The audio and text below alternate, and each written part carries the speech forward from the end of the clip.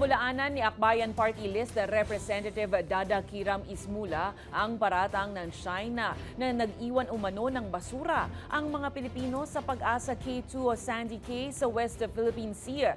Tinawag ni Simula ito na tanim basura at disinformation para sirain ang kredibilidad ng misyon. Ayon sa mambabatas, desperado na ang China sa mga tangkang baluktutin ang naratibo ng civilian mission na kanilang isinagawa.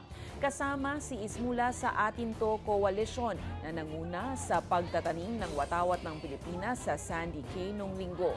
Gaya-gaya din anya ang China sa ganawa nitong paglalayag at pagwawagayway ng kanilang bandila sa naturang lugar.